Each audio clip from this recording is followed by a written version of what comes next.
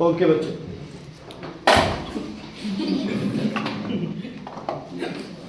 Listen everyone. पहले बच्चे तुम्हारे डाउट्स। दो बच्चे, दो नहीं है, फोन है किसके पास? फोन है बच्चे, निकालो। Okay, listen carefully.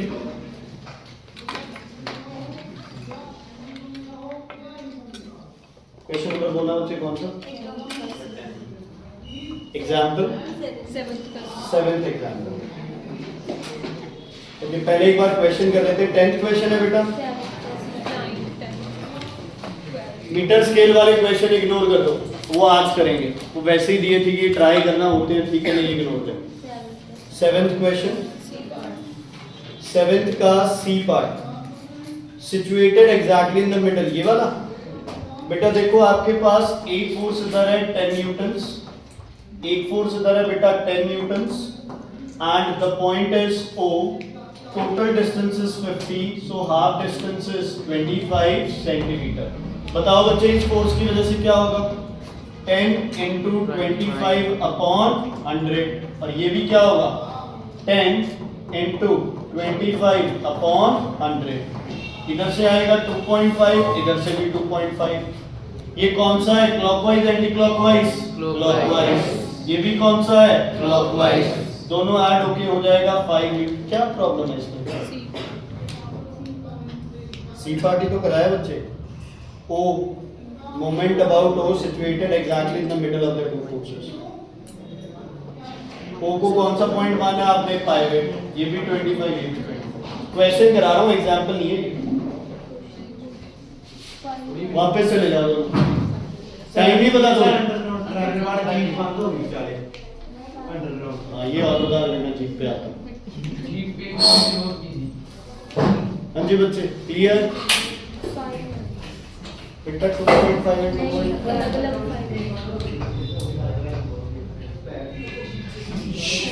बेटा A को पाइवट मानोगे तो A की वजह से फोर्स क्या हो जाएगी? 0। अब मोमेंट क्या हो जाएगा? 0।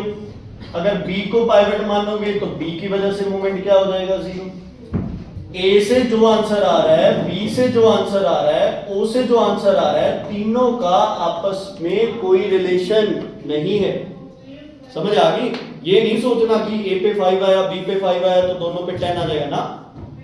पाइवट पॉइंट मानो, फोर्स देखो, परपेंडिकुलर डिस्टेंस देखो और भूल जाओ। पहले A है, भूल जाओ। B निकाला, भूल जाओ। O पे निकाला, भूल जाओ। कोई रिलेशन नहीं है आपस में। ठीक है? क्लियर बेटा?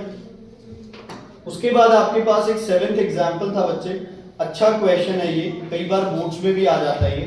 आपको एक फिगर गिवन है, बस यहां पे एक फोर्स लग रही है बच्चे, फोर्स का नाम है F1। ये आपके पास ऐसे, ये सेंटर है किस पे? O पे। यहां पे एक पॉइंट है O डैश, और ये इस पॉइंट पे है, इस पॉइंट का नाम है P। ठीक है बच्चे, ध्यान से सुनना। क्वेश्चन कह रहा है, figure shows a wheel which has a fixed axle passing through O, fixed axle. We don't know what is axle, but we know fixed। Fixed point मतलब pivot point। होमवर्क किया है? Fixed point मतलब pivot point। जाते हुए याद दिलाना इसका नाम था, pivot point। A horizontal force acting at F1 and a vertical force acting at F2। Vertical force acting at F2 at B। देखो बच्चे, अब B पे फोर्स या तो लगेगी ऊपर की डायरेक्शन में, या फिर किधर लगेगी बेटा? नीचे की डायरेक्शन। क्लियर? बी पे फोर्स या तो लगेगी ऊपर की डायरेक्शन में, या लगेगी नीचे की डायरेक्शन में। चलो देखते हैं। ये कह रहा है, show the direction of force F2 in the diagram, the wheel is stationary. The wheel is stationary. F1 की वजह से कौन सा मूवमेंट होगा? बताओ कौन सा मूवमेंट होगा F1 की वजह से? क्लॉकवाइज। कौन सा होगा? तो इस फोर्स की वजह से कौन सा मूवमेंट होना चाहिए? बोलो, इस फोर्स की वजह से कौन सा मूवमेंट होना चाहिए? क्लॉकवाइज या एंटी क्लॉकवाइज? Anti clockwise. तभी ये क्या रहेगा? स्टेशनरी। तभी ये क्या रहेगा? तो एंटी क्लॉकवाइज के लिए फोर्स ऊपर से नीचे की तरफ लगाऊं या नीचे से ऊपर की तरफ? ऊपर से नीचे की तरफ, ये लग रही है मेरी फोर्स F2। दोबारा सुनो, you were given F2 is a vertical force. F2 is a vertical force means it can act in downward direction or in upward direction। ठीक है, ये भी कह दिया कि व्हील क्या है, स्टेशनरी। तो अगर ये फोर्स क्लॉकवाइज मूवमेंट कर रही है तो ये फोर्स कौन सा मूवमेंट करेगी, एंटी क्लॉकवाइज। एंटी क्लॉकवाइज के लिए क्या होना चाहिए, ये होना चाहिए। समझ आ गई? चलो अगला क्वेश्चन मुझे कह रखा है, तुम बताओ F1 बढ़िया या F2।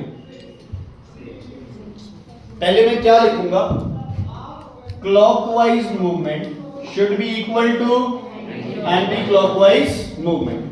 क्लॉकवाइज किसकी वजह से है, F1 multiplied by perpendicular distance, बोलो परपेंडिकुलर डिस्टेंस बोलो, AO।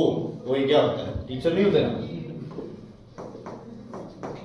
ठीक है। F1 into OA, F1 into OA, और एंटी क्लॉकवाइज होगा F2 इंटू, बताओ परपेंडिकुलर डिस्टेंस, बताओ परपेंडिकुलर डिस्टेंस।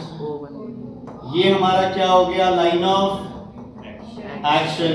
ये हमारा क्या हो गया, पाइवट पॉइंट। क्या लेना है हमेशा, कौन सा डिस्टेंस, परपेंडिकुलर डिस्टेंस। कौन सा डिस्टेंस लेना है, परपेंडिकुलर डिस्टेंस। समझ आ गया बेटा?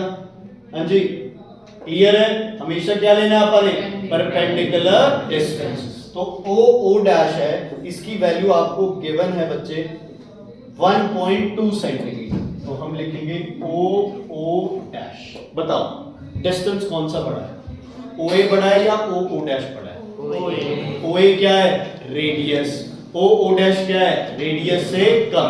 चलो ये डिस्टेंस ज्यादा, ये डिस्टेंस कम, तो ये फोर्स क्या होगी, ये फोर्स क्या होगी, कम। ये फोर्स क्या होगी, ज्यादा। F1 is less than F2 because F1 is applied at what distance, greater distance।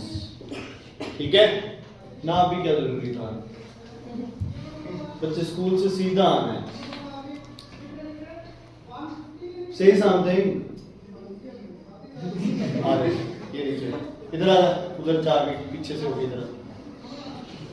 ठीक है बच्चे, क्लियर है? कोई दिक्कत, कोई परेशानी? अगर डिस्टेंस कहीं पे कम है तो ऑटोमेटिकली फोर्स वहां पे क्या हो जाएगी, ज्यादा। और अगर डिस्टेंस ज्यादा है तो फोर्स क्या हो जाएगी, कम। ओके, बस यही दे रखा है। ठीक है बेटा, F1 और F2 का रेशियो पूछा है।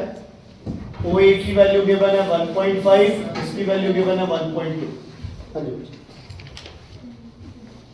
ये दो वैल्यूज गिवन है, एक गिवन है 1.5, दूसरी गिवन है बच्चे आपके पास 1.2। तो क्या करोगे, अब क्या करें बोलो, अगला step, F1 divided by F2 equals to 1.2 divided by 1.5। 3 के टेबल पे काट दो, 4/5। रेशियो क्या आएगा, 4 रेशियो। अगर F1 4 न्यूटन है तो F2 कितनी न्यूटन हो गई, 5। कितनी होगी बच्चे, 5। क्लियर है बेटा? कोई दिक्कत, कोई परेशानी है तो बताइए, नहीं तो फिर आगे कंटिन्यू करें। F2 एंटी क्लॉकवाइज कैसे बच्चे, भूल जा, कुछ भी है इसमें। ये सर्कल है आपके पास, ये कौन सा पॉइंट है, पाइवट पॉइंट। मैं इधर फोर्स लगा रहा हूं, बताओ कैसे घूमेगा। इधर फोर्स लग रही है, ऐसे जाएगा, यहां से ऐसे मार रहे हैं इसको, तो कैसे घूमेगा ये, ऐसे घूमेगा। कौन सी डायरेक्शन? एक चीज सुन लो बच्चे, देखो जब भी तुम हिंदी पढ़ते हो, हैं क्या तुम्हारे दिमाग में ये भी चलता है कि अच्छा हिंदी पढ़ रहे हैं, मतलब ये चैप्टर कर रहे हैं हिंदी का, कोई ऐसे लिख रहे हो, क्या उस टाइम तुम्हारे दिमाग में फिजिक्स और केमिस्ट्री भी साथ चलती है? यस और नो? नहीं चलनी चाहिए। मैथ्स कर रहे हो तो क्या उस टाइम हिंदी साथ में चलती है? नहीं चलनी चाहिए। तो जब भी आप मोमेंट की बात करते हो ना, F1 की बात कर रहे हो तो F1 की ही बात करो, उसी के मूवमेंट देखो। दूसरा क्या कर रहा है उससे इसका कोई फर्क नहीं पड़ता इसमें। समझ आ गई? अगर F1 एंटी क्लॉकवाइज है तो वो एंटी क्लॉकवाइज है बस। F2 क्या है, तब F1 मत देखो, फिर दोनों को आपस में क्या करो, कंपेयर करो, बराबर है तो बॉडी क्या रहेगी, स्टिल रहेगी, अगर एक ज्यादा है तो वो अपनी तरफ बॉडी को क्या कराएगी, रोटेट, क्या कराएगी बच्चे, रोटेट कराएगी। ठीक है, टॉपिक लिखो सेंटर ऑफ ग्रेविटी, टॉपिक लिखो बच्चे सेंटर ऑफ ग्रेविटी।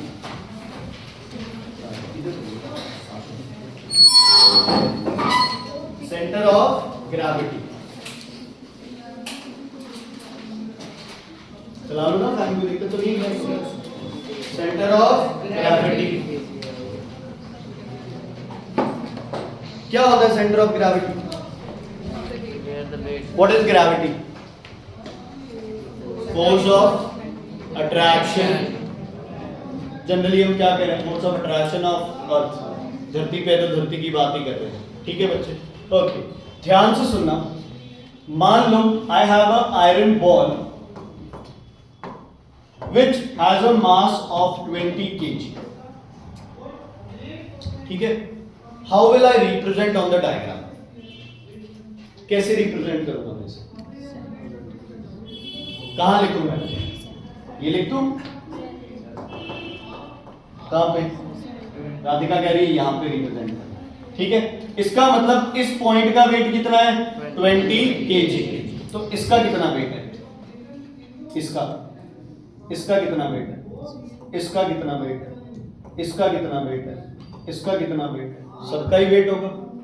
लेट इस पॉइंट का वेट है W1, इसका वेट है W2, इसका वेट है W3, इसका वेट है W4, इसका वेट है W5, पता नहीं क्या क्या अलग अलग पॉइंट्स है, लेकिन मुझे एक पता है W1 plus W2 plus W3 plus WWWN equals to 20 kg। अगर मेरी बॉडी का वेट लिया जाता है तो मेरे हाथों का, उंगलियों का, बालों का, नाखूनों का, हड्डियों का, मसल्स का, ब्लड का, हर एक ऑर्गन का टोटल वेट क्या आएगा बच्चे, टोटल वेट क्या आएगा, 60 kg, टोटल वेट क्या आएगा, 60 kg। इसका मतलब अगर रिप्रेजेंट करना हो तो हम सिंपल बोलेंगे कि हमारा टोटल वेट बच्चे, ठीक है, हमारा सेंटर ऑफ ग्रेविटी होता है हमारा नेवल, हमारा टोटल वेट कितना आ गया, 60 kg। ठीक है, आपको मैं कोई भी फिगर दे दूं ना, मान लो मैं आपको ऐसे बना के दे दूं, आप कहोगे ऐसे, वेट कितना आ गया, 20 kg। क्या सच में इस पॉइंट का वेट 20 kg है, नहीं, it is a imaginary point, it is a where total weight of the body is supposed to be at। समझ आ गई, हमने काम को इजी करने के लिए बॉडी पे एक पॉइंट मार्क कर दिया जहां पे बॉडी का टोटल वेट क्या कर रहा है, एक्ट कर रहा है। सच में या झूठा, झूठा है। और अगर किसी को सेंटर ऑफ ग्रेविटी से सस्पेंड कर दो, किसी को सेंटर ऑफ ग्रेविटी से सस्पेंड कर दो, इसका मतलब इधर और इधर वेट क्या है, दोनों साइड बराबर, दोनों साइड वेट क्या है, दोनों साइड वेट क्या है, बराबर। समझ आ गया? क्या मैं इस पेन को इस उंगली के ऊपर ऐसे बैलेंस कर सकता हूं, यस या नो? क्या हो सकता, देखो मैं नहीं कर सकता, चलो कोई कर सकता है ऐसे, यस। तो वो किस पॉइंट पे अपनी उंगली रखेगा, सेंटर ऑफ ग्रेविटी या सेंटर ऑफ ग्रेविटी की लाइन में।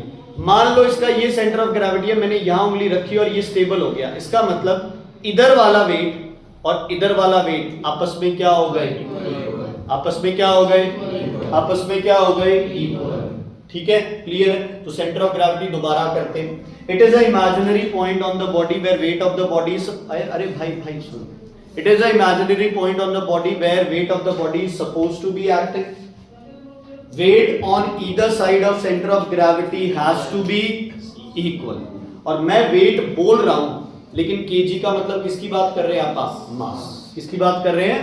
हमें पता है weight और मास का रिलेशन होता है W equals to m into g, तो एक ही बात दोनों बोलते हैं। क्लियर है बच्चे? समझ आ गई? दो चीजें क्लियर है। Centre of gravity is a imaginary point जहां पूरी बॉडी का क्या एक्ट कर रहा है, मास या फिर वेट। आगे जाके पढ़ोगे दो होते हैं, एक सेंटर ऑफ ग्रेविटी, एक सेंटर ऑफ मास। अभी एक बार एक ही है दोनों। ठीक है बच्चे? उसके बाद तुम्हें पता चला कि सेंटर ऑफ ग्रेविटी के दोनों साइड वजन क्या रहना चाहिए, बराबर। क्या रहना चाहिए वजन, क्या रहना चाहिए वजन, बराबर। ठीक है, क्लियर है बेटा? कोई दिक्कत कोई परेशानी। दूसरी चीज, अगर किसी को सेंटर ऑफ ग्रेविटी से सस्पेंड करोगे तो बॉडी किस में रहेगी? इक्विलिब्रियम। किस में रहेगी? कौन से इक्विलिब्रियम में? स्टैटिक इक्विलिब्रियम में। तो सीजी लिख लो, टॉपिक डाल दिया। अब लिखो imaginary point, imaginary point, imaginary point. Second point लिखो, weight of the body supposed to act on CG, weight of the body supposed to act on CG, supposed to act on CG।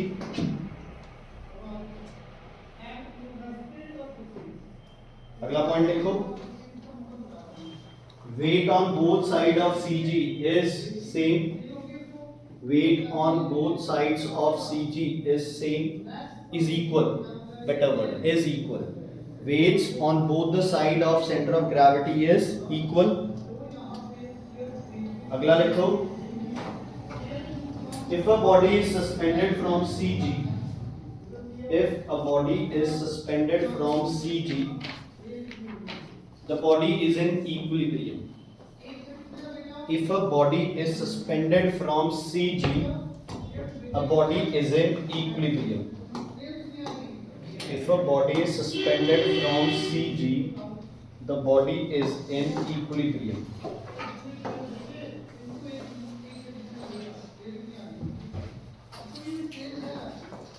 The body is in, the body is in equilibrium। ठीक है बच्चे, ठीक है। अच्छा, equilibrium पे क्या होता है? Total clockwise movement is equal to anti clockwise movement. तो लिख लो अगला point, total clockwise movement is equal to total anti clockwise movement.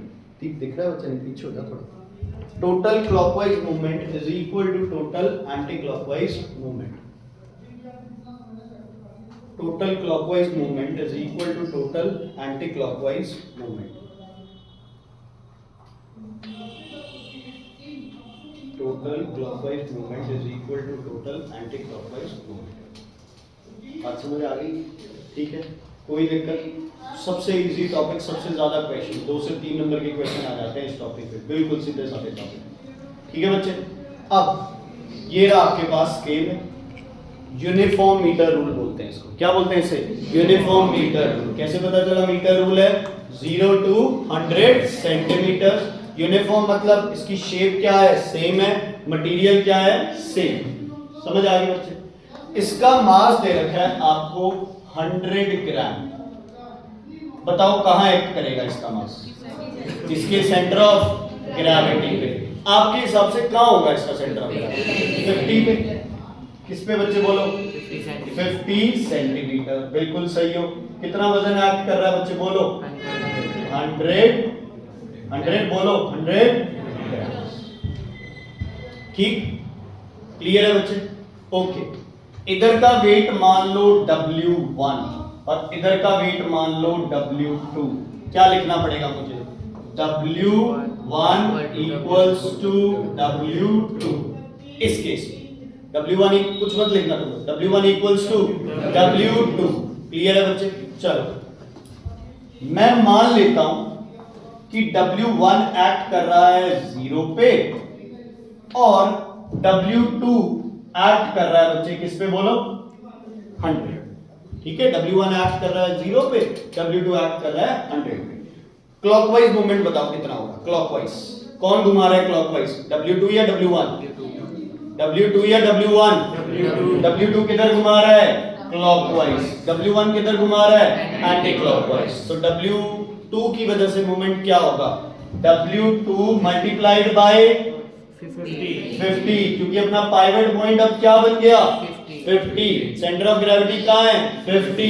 Suspend कहां से किया? 50 से। कहां से सस्पेंड किया? 50 से। तो क्या होगा? W2 into 50 equals to W1 into 50, 50 से 50 cancel, W1 is equal to W2। तो दोनों साइड वजन क्या रहता है? सेम। ठीक है बेटा, फिर इसकी वजह से मूवमेंट नहीं होगा राधे का?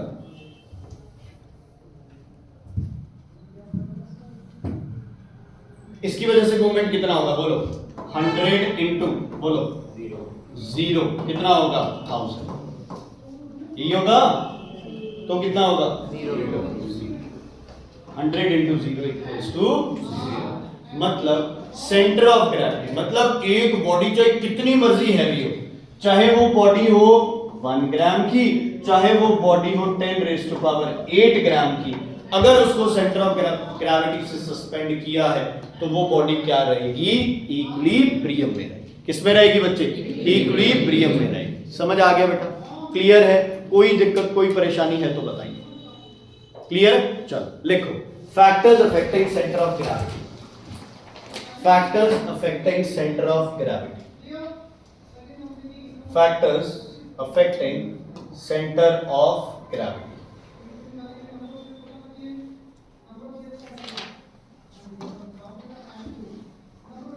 ठीक है, चलो ये क्या है, स्क्वायर रेक्टेंगल है ना, क्वाड्रिलेटरल, 4 साइड्स है।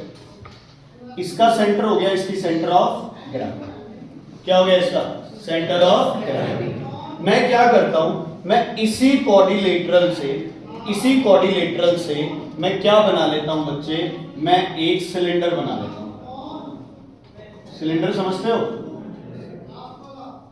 ठीक है। क्वाड्रिलेटरल जितना ही मटेरियल है, मैंने इधर वाला मटेरियल काट के ऐसे ऊपर जोड़ दिया, ठीक है। क्या बना लिया इससे, मैंने सिलेंडर बना लिया।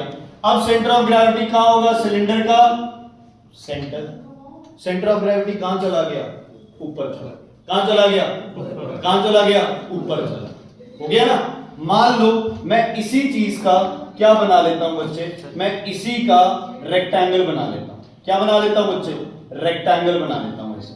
अब सेंटर ऑफ ग्रेविटी कहां आ जाएगा, नीचे आ जाएगा। मतलब सेंटर ऑफ ग्रेविटी किस पे डिपेंड कर रहा है, शेप। किस पे डिपेंड कर रहा है, शेप।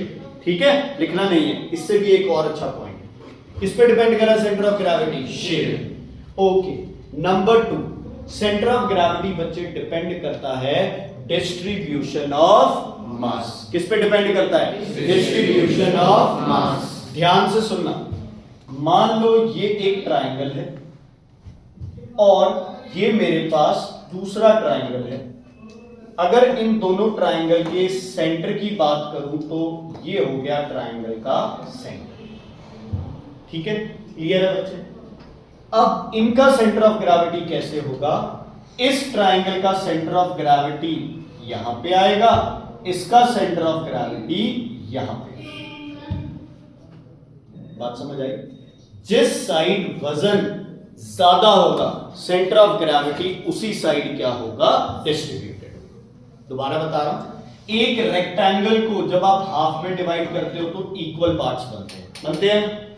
एक सिलेंडर को अगर आप हाफ में डिवाइड करते हो तो भी क्या बनते हैं, इक्वल पार्ट्स बनते हैं। लेकिन एक ट्रायंगल को 2 पार्ट्स में डिवाइड करूंगा तो 2 पार्ट्स इक्वल नहीं होंगे। एक पार्ट का वजन बताओ, ए और बी में से किसका वजन ज्यादा आएगा, बी का। तो सेंटर ऑफ ग्रेविटी ए की तरफ नहीं मिलेगा, किधर मिलेगा, बी की तरफ। हाँ, होगा इस लाइन पे, क्योंकि ये लाइन दोनों को किस में डिवाइड करती है, हाफ में divide.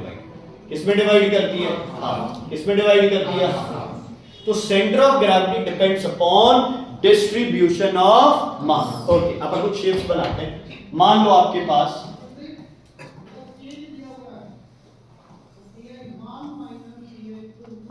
A B, centre of gravity किस तरफ मिलेगा, ए की तरफ, बी की तरफ, ए की तरफ। बिकॉज ज्यादा मास किधर है, ए की तरफ। ज्यादा मास किधर है, ज्यादा मास किधर है, ए की तरफ। ठीक है, चलो एक और क्वेश्चन है बच्चे। ये आपके पास कोई रॉड है 50, 100, ठीक है जी। ये है कॉपर की, ये है स्टील। वजन कॉपर का है 50 ग्राम और स्टील वाले का वजन है 100 ग्राम। तुम्हें बताना है सीजी कहां होगी, 0 से 50 वाली जगह या 50 से 100 की जगह। ये ए ऑप्शन है, ये बी ऑप्शन है। बताइए 50 से 100, 50 से 100 क्यों होगी 50 से 100? More mass is from 50 to 100। More mass is from 50 to 100। ठीक है बच्चे, क्लियर? कोई दिक्कत कोई परेशानी, कोई दिक्कत कोई परेशानी। ओके, एक खाली ट्रक है और एक भरा हुआ ट्रक है। किसकी सेंटर ऑफ ग्रेविटी नीचे होगी, खाली ट्रक की, भरे हुए ट्रक की? खाली ट्रक की सेंटर ऑफ ग्रेविटी ज्यादा नीचे रहेगी या भरे हुए ट्रक की सेंटर ऑफ ग्रेविटी? चलो चेक कर लेते हैं। I may not be very good at drawing trucks बच्चे। मान लो ये ट्रक है आपके पास, ठीक है, ये खाली ट्रक है, ये क्या है, खाली ट्रक है, तो इसका सेंटर ऑफ ग्रेविटी लगभग यहाँ होगा। अब इस ट्रक के अंदर अपन ने क्या कर दिया, क्या डाल दिया, बोलो क्या डाल दिया, सामान डाल दिया।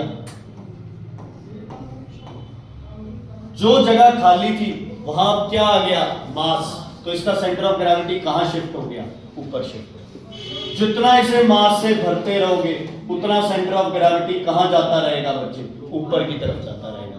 और जितना सेंटर ऑफ ग्रेविटी ऊपर होगा उतनी जल्दी चीज क्या करेगी, पलट, क्या करेगी, पलट। अच्छा मुझे बताओ, इसका सेंटर ऑफ ग्रेविटी ऊपर की तरफ है नीचे की तरफ, किधर, ऊपर की तरफ। और इसका सेंटर ऑफ ग्रेविटी किधर है, ऊपर की तरफ, नीचे की तरफ, नीचे की तरफ। स्टेबल कौन है, ए या बी? कौन स्टेबल है, ए या B? B. Why? In A the centre of gravity is more towards the upper side. Centre of gravity is more towards the upper side. Centre of gravity किसी भी body की क्या रहनी चाहिए, नीचे। एक एग्जांपल ले, हम खड़े हैं, खड़े से ज्यादा स्टेबल हम कब हैं, जब हम क्या करते हैं, बैठ जाते हैं। और बैठने से भी ज्यादा स्टेबल कब है, जब हम लेट जाते हैं। ठीक है, अपनी सेंटर ऑफ ग्रेविटी है नेवल, इतनी हाइट पे। जब मैं बैठ गया तो हाइट क्या हो गई, कम, मतलब मेरी पोजीशन क्या हो गई, स्टेबल हो गई। और अगर मैं लेट गया तो हाइट क्या हो गई, और भी कम हो गई, तो पोजीशन क्या हो गई, और भी ज्यादा स्टेबल हो गई। समझ आई? तो सेंटर ऑफ ग्रेविटी ऐसे नहीं है कि कोई भी बॉडी है उसका आधा हिस्सा कर दिया वहां सेंटर, नहीं। Centre of gravity depends upon distribution of mass and second thing you can say shape and size of a body. लिखो, distribution of mass and shape and size of the body. Center of gravity depends upon distribution of mass and shape and size of a body. ठीक है बच्चे? Okay, sports car देखी है तुमने? पक्का? Sports car और normal car में क्या फर्क होता है, टीवी में देखी होगी। Sports ground clearance, sports car क्या होती है, ग्राउंड से इतनी ऊपर होती है ना। और तुम्हारी गाड़ियां जो घर पे है वो नॉर्मली इतनी ऊपर होती है ना, क्योंकि अब स्पोर्ट्स कार नॉर्मली क्यों नहीं यूज कर सकते, ब्रेकर पे अटक जाएगी, है ना, झूल जाएगी ब्रेकर पे। इन गाड़ियों में कुछ नहीं होता, ये ब्रेकर पे आराम से निकलती है। लेकिन स्टेबल कौन ज्यादा है, स्पोर्ट्स कार। क्यों? क्योंकि उसे बहुत तेज स्पीड पे क्या करना है, घुमाना है, ड्रिफ्ट करना है, टर्न लेना है उसे। तो सेंटर ऑफ ग्रेविटी क्या रखते हैं वो, जितना नीचे रखें उतना सही है, जितना नीचे रखें उतना सही है। अच्छा, एक आपके पास 4 व्हीलर्स होते हैं सामान उठाने वाले, एक 3 व्हीलर्स होते हैं सामान उठाने वाले। 3 व्हीलर को अगर टर्न ले रहे हैं ना, जहां पे अगर उसने तेजी से टर्न ले लिया ना तो क्या होगा, पलट जाएगा। क्यों? क्योंकि उसमें मास डिस्ट्रीब्यूशन सही नहीं। 4 व्हीलर्स में मास डिस्ट्रीब्यूशन क्या होता है, बेस्ट। क्या होता है, बेस्ट। समझ आ गई बच्चे? क्लियर है? तो पहला फैक्टर था डिस्ट्रीब्यूशन ऑफ मास और दूसरा फैक्टर क्या था, एक पॉइंट लिख लो, for stability the centre of gravity should be as low as possible. जितना नियर टू अर्थ रहोगे, है ना, डाउन टू अर्थ, सॉरी, जितना डाउन टू अर्थ रहोगे उतने ज्यादा क्या रहोगे, स्टेबल। ठीक है, the stability, for stability the center of gravity should be as low as possible, as low as possible। तुमने देखा होगा वो एक रस्सी पे बच्चे को या एक बंदे को चलते हुए हाथ में वो, उसके पास क्या होती है, वो लाठी होती है ना, और वो बिल्कुल उस पतली सी रस्सी पे चलते हैं। कई बार मेला वगैरह लगता था तब आते थे वो।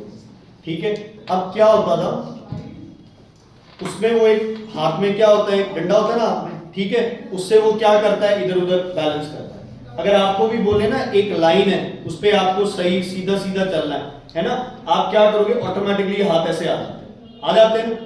कोई पतली जगह पे आपको क्रॉस करना है ना, तो आप क्या करोगे, ऑटोमेटिकली हाथ ऐसे आ जाते हैं। इन हाथ से तुम क्या कर रहे हो, अगर आप इधर गिर रहे हो तो आप इस हाथ को किधर पुश करोगे, इधर, इधर कौन सा मूवमेंट हो रहा है बोलो तुम्हारे हिसाब से? क्लॉकवाइज। तो इस हाथ से क्या कराने की कोशिश करते हो? एंटी क्लॉकवाइज, ताकि स्टेबल कब रहोगे? जब clockwise and anti clockwise movement is equal. समझ आ गई बच्चे? तो सारा चक्कर किसका है? Centre of gravity. किसका है बच्चे? Centre of gravity. ठीक है, क्लियर है? कोई दिक्कत कोई परेशानी इसमें? यार क्या देखे जा रहे हैं? इजी है टेस्ट, 10 मिनट में टेस्ट हो जाना है ऐसे। क्लियर है? सेंटर ऑफ ग्रेविटी पॉइंट, कोई दिक्कत नहीं? ओके, रिंग है किसी के पास? रिंग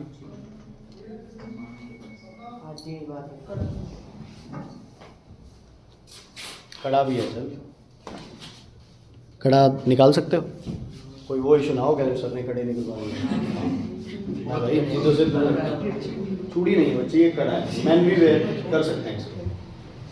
चूड़ी और होती है, कल ला के देखते हैं। सुनो, ठीक है, इनका सेंटर ऑफ ग्रेविटी कहाँ होगा? सेंटर में कुछ है ही इमेजिनरी। हेलो, ये भी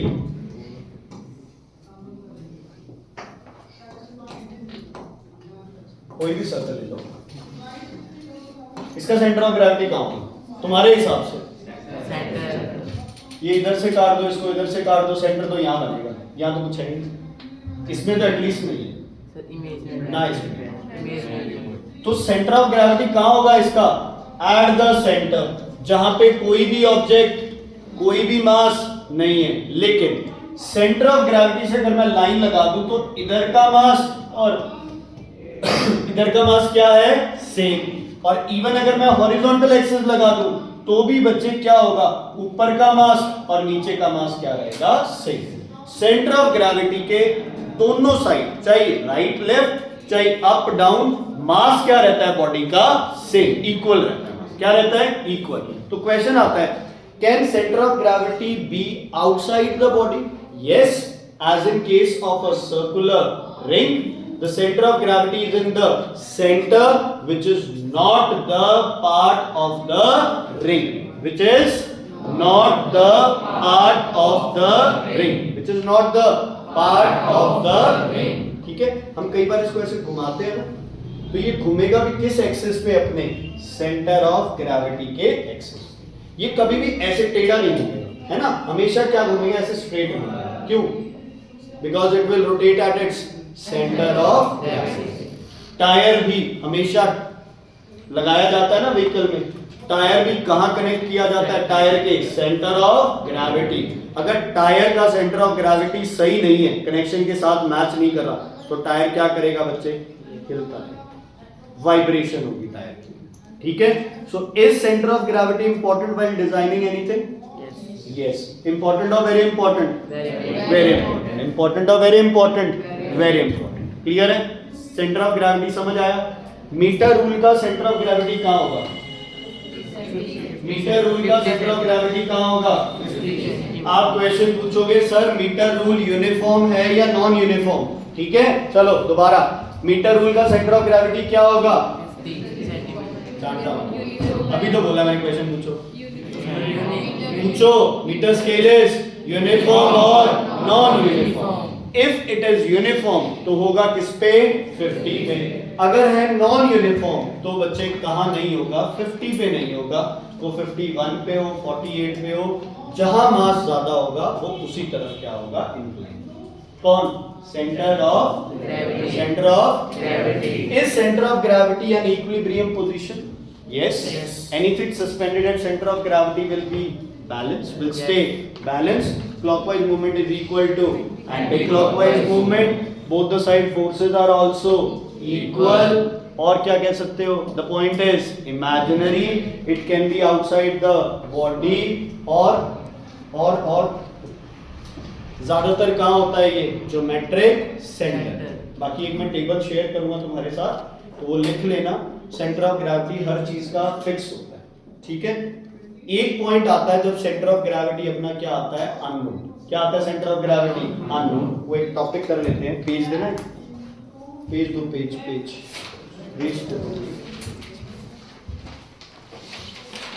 क्या शेप है ये? रेक्टेंगल। इसके क्या बना देंगे आप?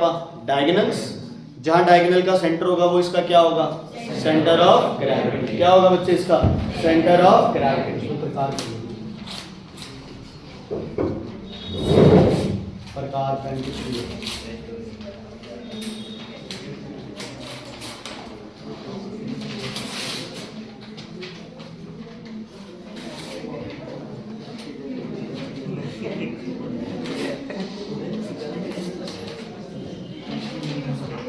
सुनो बच्चे,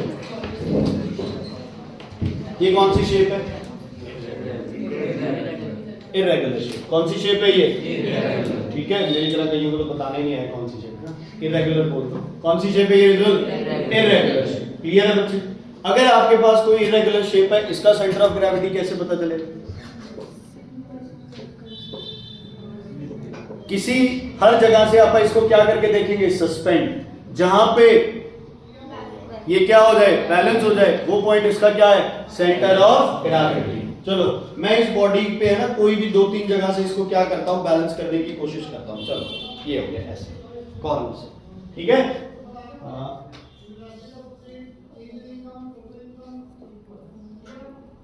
हो गया बैलेंस। इस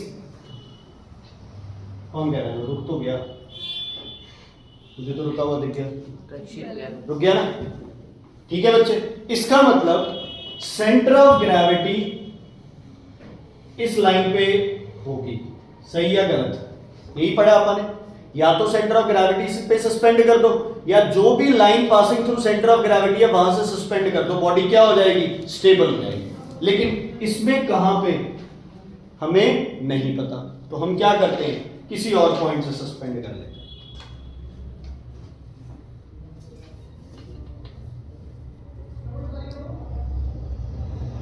हो गई बैलेंस?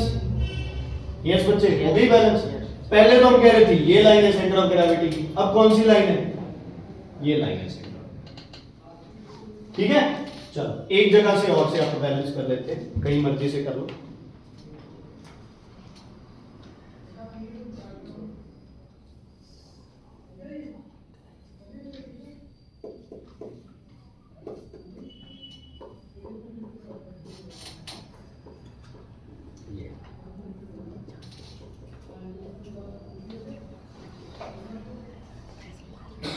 अप्रोक्सीमेटली ये पॉइंट आ रहा है इंटरसेक्शन, समझ आ गई?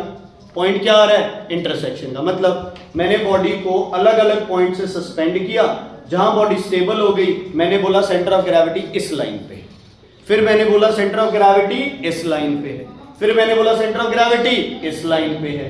इसका मतलब जहां तीनों का इंटरसेक्शन है वहां क्या है अपने पास, सेंटर ऑफ ग्रेविटी। मैं 50 और पॉइंट से इसको सस्पेंड कर लूं, हर बार लाइन कहां से पास करेगी, सेंटर ऑफ ग्रेविटी। देखो बच्चे मैंने स्केल से नहीं बनाई, थोड़ी बहुत अप डाउन हो सकती है, लेकिन देखना अगर मैं इस बॉडी को यहां से सस्पेंड करता हूं, रुक गई ना, क्या राइट और लेफ्ट गिर रही है ये बॉडी? और पहले जब सस्पेंड कर रहे थे तो राइट लेफ्ट गिर रही थी ना, क्यों? क्योंकि वो पॉइंट क्या नहीं था, सेंटर ऑफ ग्रेविटी। ये पॉइंट क्या, सेंटर ऑफ ग्रेविटी। क्या ये पॉइंट सेंटर ऑफ ग्रेविटी? ये पॉइंट मुझे यहां मिला है, यहां। क्या इस साइड का मास ज्यादा है या कम, इस साइड का? सेंटर ऑफ ग्रेविटी से देखो क्या होगा, इस साइड का मास ज्यादा। मैं इस पेज को दो हिस्सों में फाड़ के इनका वजन कर लूं, इधर का वजन क्या मिलेगा, ज्यादा, because centre of gravity is more towards this. तो want to prove that wherever is center of gravity, if you suspend anything from center of gravity or line passing through center of gravity, it will always remain stable. It will always remain stable. It will always remain stable. ठीक है, मतलब जब आप पतली सी किसी रस्सी पे चल रहे हो तो आपका सेंटर ऑफ ग्रेविटी बिल्कुल क्या रहना चाहिए, सीधा, ना इधर ना इधर। इधर होगा तो इधर गिर जाओगे, इधर होगा तो इधर गिर जाओगे। सेंटर पे रखोगे मास को तो क्लॉकवाइज और एंटी क्लॉकवाइज मूवमेंट क्या रहेंगे, बराबर, तो बॉडी क्या रहेगी, बिल्कुल स्ट्रेट। समझ आ गया बच्चे? सेंटर ऑफ ग्रेविटी देखो, मीटर स्केल के न्यूमेरिकल सेंटर ऑफ ग्रेविटी से होंगे, इसलिए ये टॉपिक पहले कराया मैंने। कल कोई भी बच्चा एब्सेंट नहीं होगा, कल मीटर स्केल के क्वेश्चंस होंगे जो कि बहुत ज्यादा क्या है बच्चे, इंपॉर्टेंट है। ठीक है। ये गर्ल्स थोड़ी सी इधर हो जाओ, गर्ल्स इधर हो जाओ, हार्दिक चलो अपनी जगह पे, निकालो पेजेस बच्चे।